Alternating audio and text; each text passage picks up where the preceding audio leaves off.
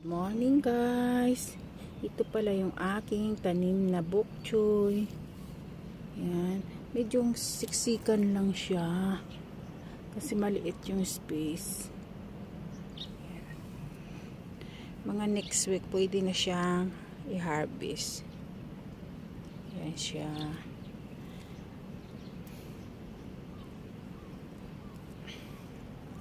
Dalawang box to ang aking bok choy. Ayan. Siksikan. Ito pa yung kabila dito.